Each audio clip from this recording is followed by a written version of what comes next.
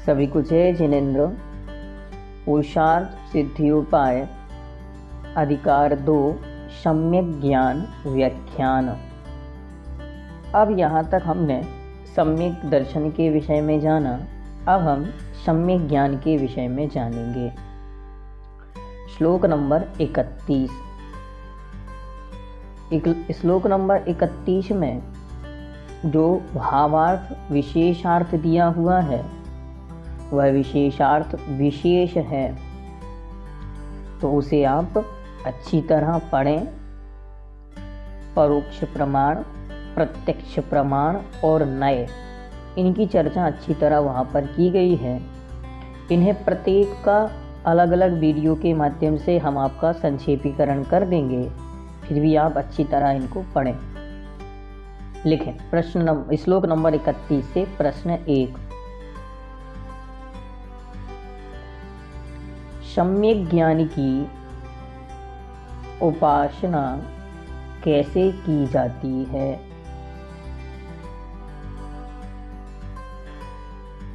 उत्तर, सम्यक दर्शन से युक्त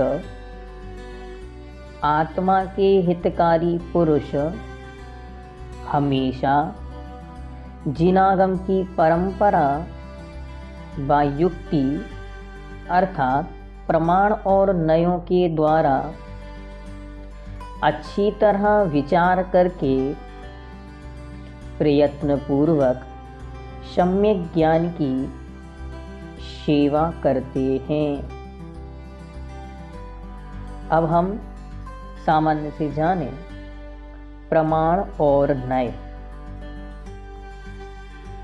प्रमाण अर्थात वस्तु को जानने के 2 भाग हैं, व्यवस्था हैं। उनमें से जो वस्तु के पूर्ण को जानता है या सर्वदेश को जानता है वह प्रमाण है, और जो वस्तु के एक देश को जानता है वह नय है। आइए अब इस विषय में विशेष चर्चा करते हैं। सभी को जय जिनेन्द्र। पुरुषार्थ सिद्धियोपाय श्लोक नंबर 32। प्रश्न, सम्यक दर्शन के पश्चात किसकी आराधना करनी चाहिए? उत्तर, सम्यक ज्ञान। अगला प्रश्न, सम्यक दर्शन और सम्यक ज्ञान में भिन्नता कैसे होती है? उत्तर, सम्यक दर्शन और सम्यक ज्ञान में लक्षण की अपेक्षा भिन्नता होती है। सम्यक ज्ञान का लक्षण है श्रद्धा और सम्यक ज्ञान का लक्षण है जानना, इसीलिए दोनों में अंतर है।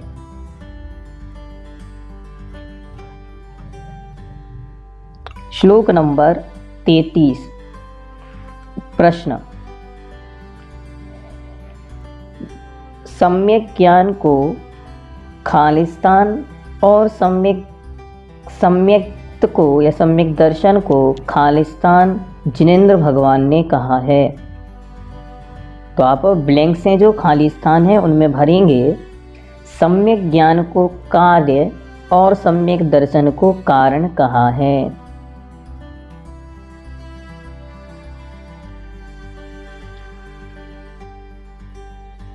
श्लोक नंबर 34।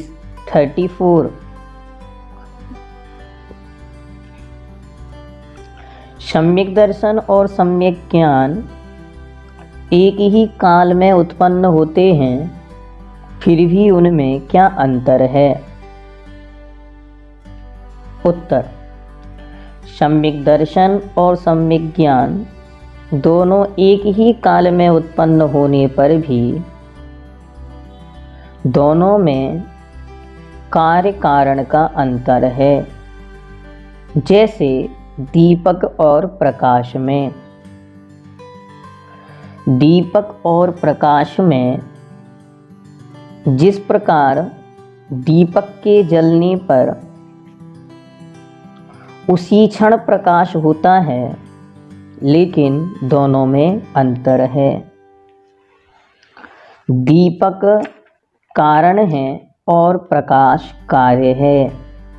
उसी प्रकार सम्यक दर्शन कार्य है, कारण है, और सम्यक ज्ञान कार्य है। श्लोक नंबर 35। प्रश्न: सम्यक ज्ञान को किससे रहित होना चाहिए? उत्तर: सम्यक ज्ञान को संशय, विपर्यय और विमोह या अज्ञान से रहित होना चाहिए। अब ये तीनों क्या हैं, तो आइए हम देखते हैं। सबसे पहले संशय। संशय मतलब डाउट, शंका जिसे हम कह सकते हैं। तो अलग अलग दो धर्मों के रूप ज्ञान को संशय कहते हैं। जैसे रात्रि में किसी को देखकर संदेह करें कि यह पुरुष है या राक्षस है या पेड़ है। तो इस प्रकार जो किसी एक निर्णय पर नहीं पहुंच रहा है, वह है संशय। दूसरा है विपर्यय। अन्यथा रूप एक तरफी ज्ञान को विपर्यय कहते हैं, जिसे हम जाने अपोजिट, विपरीत। जैसे मनुष्य में यह राक्षस है या यह व्यंतर है, इस प्रकार का ज्ञान कर लेना। और विमोह, जिसे अज्ञानी भी कहते हैं और कहीं कहीं इसे अनध्यवशय भी कहते हैं। अनध्यवशाय कुछ है, केवल इतनी जानने को विमोह कहते हैं। या यूं कहो, विशेष जानने की भावना ही नहीं होना, इसका नाम विमोह, अज्ञान या अनध्यवशय है, अनध्यवशाय है। जैसे गमन करते हुए तृण का स्पर्श होना, कुछ चुभा, बस इतना ही जान के और आगे बढ़ गए। क्या था, कहाँ था आदि का कोई विकल्प नहीं उत्पन्न होना। संशय, डाउट बना रहना। जैसे ये सर्प है या रस्सी है। विपर्यय, उल्टा जानना। जैसे यह सर्प है या सर्प को रस्सी जानना या रस्सी को सर्प जानना। और विमोह या अज्ञान या अनध्यवशय, कुछ भी जानने का भाव नहीं होना कि यह रस्सी है या यह सर्प है।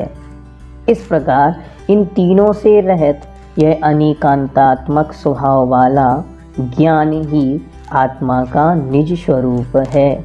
इसलिए सम्यक ज्ञान इन तीनों से सदा रहित होता है। सम्यक ज्ञान के 8 अंग। सम्यक दर्शन की तरह ही सम्यक ज्ञान के भी 8 अंग होते हैं। पुरुषार्थ सिद्धियोपाय ग्रंथ के अंतर्गत श्लोक नंबर 36 में इनका वर्णन किया गया है। आइए हम देखते। सप्ताचार, अर्थाचार, उभयाचार, कालाचार, विनयाचार, उपधानाचार, बहुमानाचार, आनिन्नवाचार, ये 8 प्रकार के सम्यक ज्ञान के अंग हैं। अब हम इन्हें विस्तार से जानते हैं। शब्दाचार, शब्द व्याकरण के अनुसार अक्षर, पद, मात्रा, वाक्य का यत्नपूर्वक शुद्ध पढ़ना और पढ़ाना।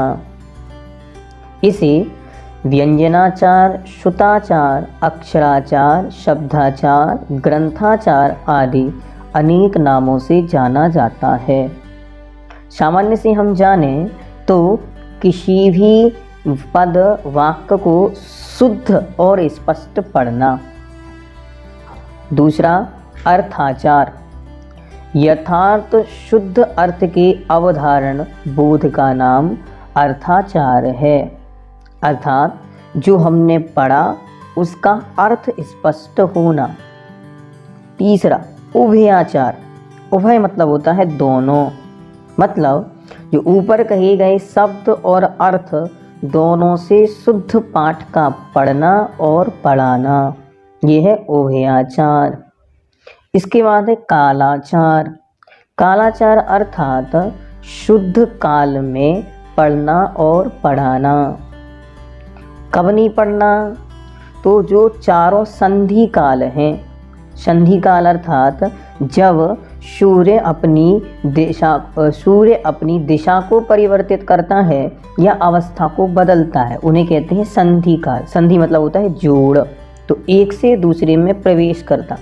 तो एक सुबह, दोपहर, एक शाम और एक मध्य रात्रि, ये 4 प्रकार की संध्या काल होते। तो इनमें 2-2 घड़ी तक अर्थात 48 मिनट तक स्वाध्याय नहीं करना, इन्हें हम सामायिक काल भी कहते हैं।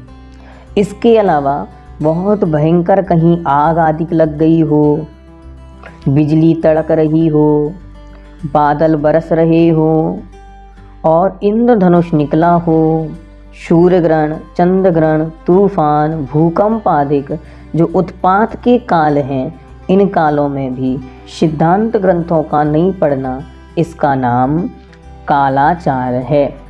ये विशेष ध्यान रखना है क्योंकि हम इन समयों में भी स्तुति, स्तोत्र आदि धर्म कथाएं पढ़ सकते हैं।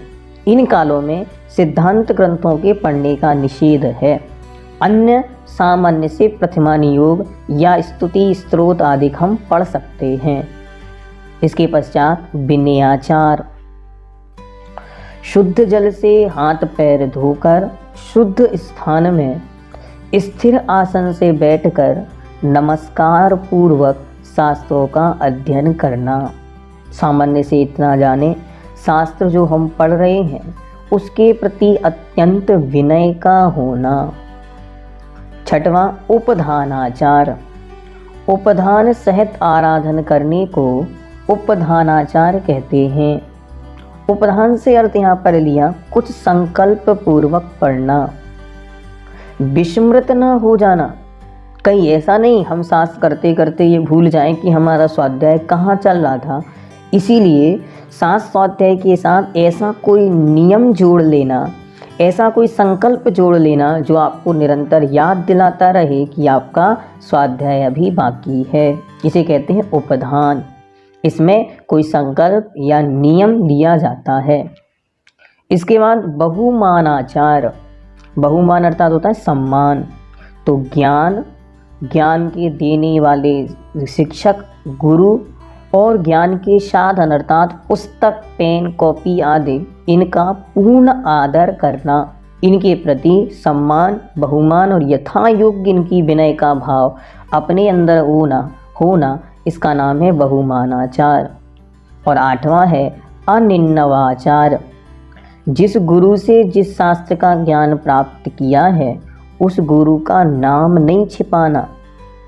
कैसे भी रीजन आए, लेकिन फिर भी जिनसे जो ज्ञान प्राप्त किया उनका नाम उल्लेख, उनका नाम स्मरण सदा रखना, इसका नाम है।